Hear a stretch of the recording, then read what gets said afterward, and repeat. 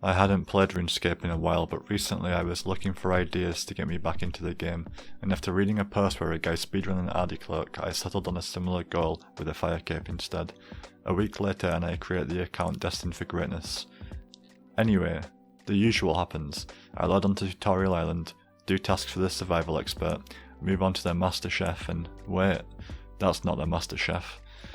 Then I remember when I was looking for inspiration, I found 2 posts that mentioned how accounts were getting stuck on an alternate version of Tutorial Island.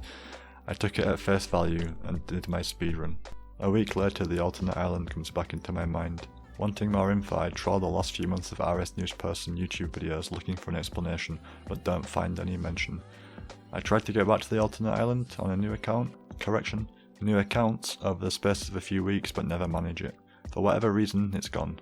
The only recording I have is my VOD, so I guess let's run through the island and see what's different. Both versions start the same, with us customizing our appearance at the Guylanar guide and heading out the door over to the survival expert.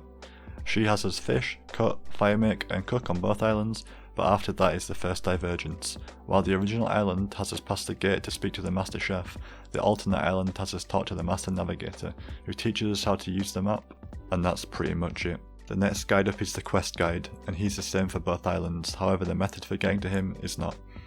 The original island asks you to run, where the alternate island doesn't care. Heading down the ladder sees us meet the mining instructor, and again, a difference. The alternate island gives us both the pick and the hammer in one go and tells us what we need to be doing in a single cutscene, while the original island splits what we have to do into 3 distinct steps of mining, smelting and smithing. Once we've smithed our dagger, it's time for the combat instructor. Starts off the same on both islands with instructions to equip it, and then mockery that our dagger sucks and to take something better, but from here it differs again. The original island sends us straight into the cage to commit murder, where the alternate instructor tells us we should pay attention to what our murder victim drops, and sure enough, when we kill a rat on the alternate island, we're prompted to pick up the bones. After that, the islands converge, with the range kill being the same across both of them, and now it's time to head up the ladder. The next area is the biggest shake-up between the 2 islands. While the regular one has you run through the Stolen Flow Bank, Paul Booth, Account Guide, Run to Brother Brace, Prayer tab and Friends tab, the alternate island completely switches things up. This time you talk to Brother Brace first with an alternate flow. First he introduces the Prayer tab, then has you activate a prayer.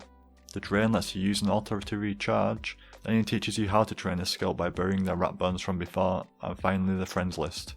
Once Brother Brace is done with, it's the same bank and Paul Booth flow as the original, only this time the Account Guide is gone.